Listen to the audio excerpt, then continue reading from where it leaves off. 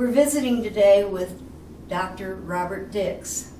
Bob has been a resident of Epworth for about 4 years, and I always found it interesting to talk to people about all the places they've lived, and Bob has lived in Oklahoma for his entire life, except for 1 year. Bob, tell us about where that life began in Enid, Oklahoma. I was born in Enid, Oklahoma, and I lived there until after I finished college. I had, my father was a banker who worked in the same bank 51 years. My mother was something of a scientist herself. Bob, you said your mom was a real pioneer woman. Tell us that story. Oh, she was indeed a pioneer. At age 1, she came with her family in a covered wagon from Nebraska to Oklahoma. There were no roads then, so it was a hard trip, and they had to ford a number of streams, including the Cimarron River right here in Oklahoma. As they were crossing the Cimarron River and trying to make it up an embankment, several of the family had to get out and help push the wagon up the embankment. Mother, being a 1-year-old child, slipped out of the back of the wagon and had to be rescued out of the water.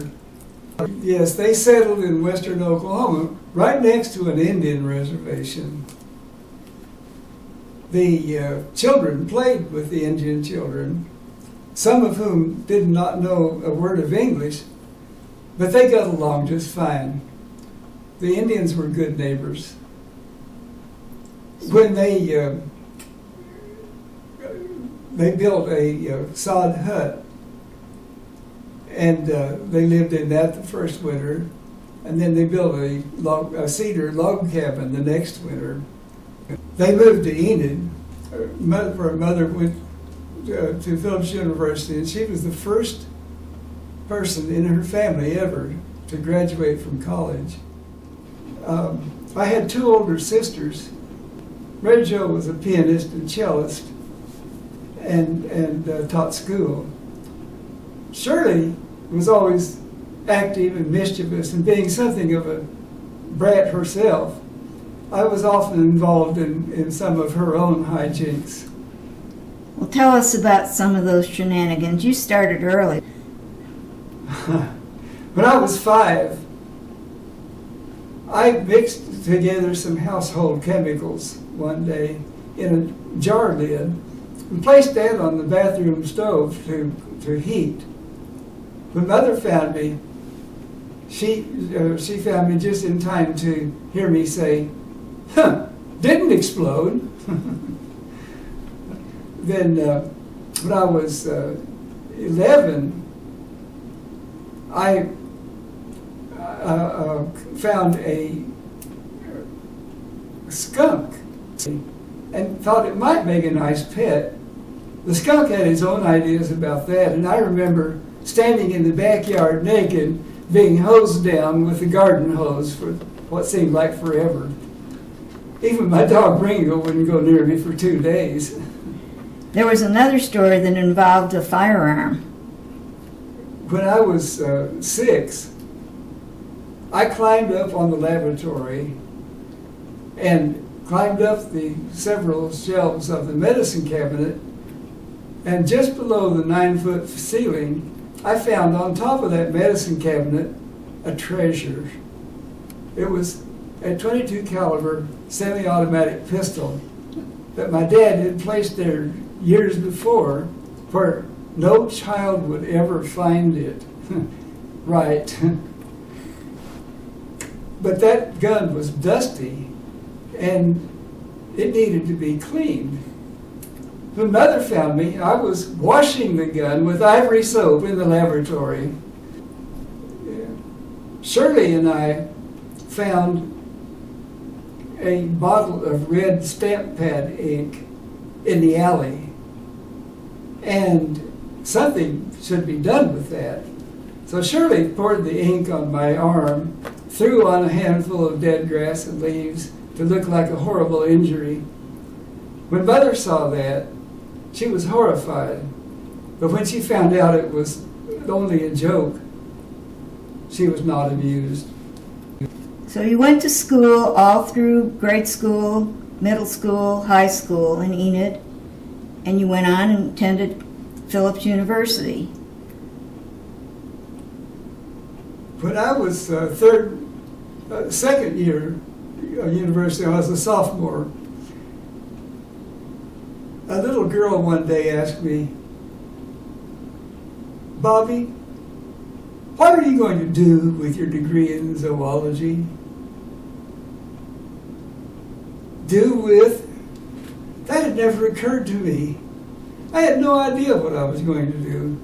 So I began to think about it and decided to apply to go to medical school. Well, that was not going to be easy because then as now, you had to have almost straight A average to even think about applying to medical school. My grades were not that good.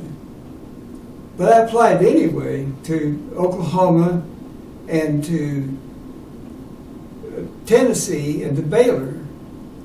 I applied to 3 schools to kind of cast my net wide to try to catch one of them.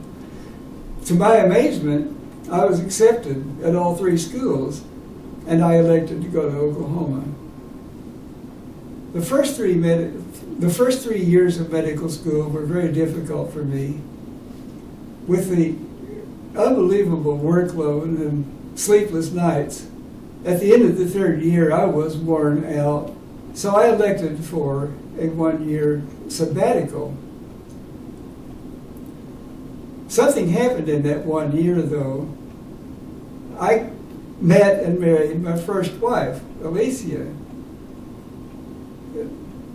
She had 1 when I met her, and we had 4 more, including twins, and was happy and satisfied for the first time in 3 years. So when class started in the fall, I didn't show up. I spent the next 5, then 6 years as a drug company representative, during which time I got to know some 500 Oklahoma area doctors. And one day I began to realize that medicine was not the holy grail I thought it was when I had started. Medical school was job training. I decided to go back to medical school. The admissions board told me, "Look, you've been out of school 6, 7 years. In those 6 years, you've forgotten half of what you knew. And some of the other half is already obsolete. So if you're really serious about this, we suggest that you take part 1 of the National Board Examination." I did, and much to everyone's surprise, I made a high score and was readmitted. So you finished 4 years of medical school, then comes interning and residency.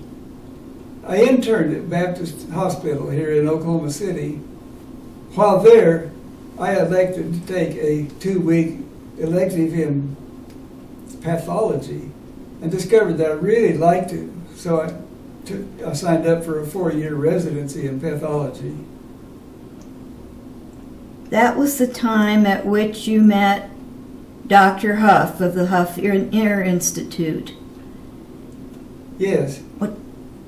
Dr. Huff at that time was the principal investigator who developed the technology for the temporal implant. The temporal bone, I might explain, is the site of the extremely complex hearing apparatus between the ear and the brain.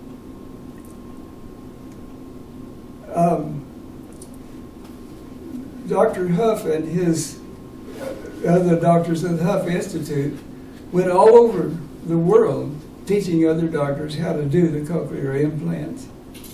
Dr. Huff did perfect that process, and I did help him by supplying him with a number of the temporal bones. And the temporal bones, I might add, were the site of the hearing apparatus of the inner ear, which transmitted translated words into electrical signals to send to the brain. Little did I know at that time that many years later, I myself would benefit from that technology. And this was all done right here in Oklahoma City. Yes. After you finished your residency, what happened? Where did you go after your residency? After my first year of training, there were no pathology positions open in Oklahoma. But I found a wonderful position in Terre Haute, Indiana, where I worked for 1 year. In that first year, however, a position opened up in Lawton, Oklahoma that I had coveted for many years, and I took it.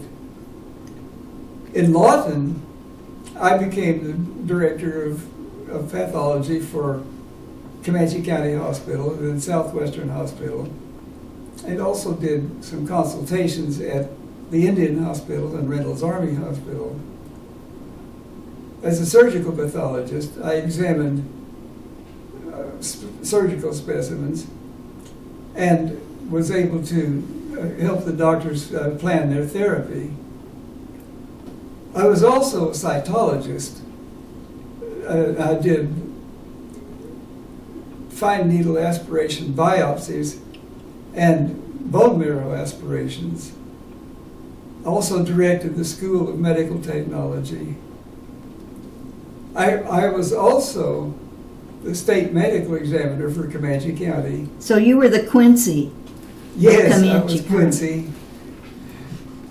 When I retired, Shara and I returned to Oklahoma City to be closer to the children. And that was a total of 11 children. Yes, I am truly blessed in that regard. My first wife had one when I met her, and we had 4 more, including twins. My second wife had 6 of her own, including triplets.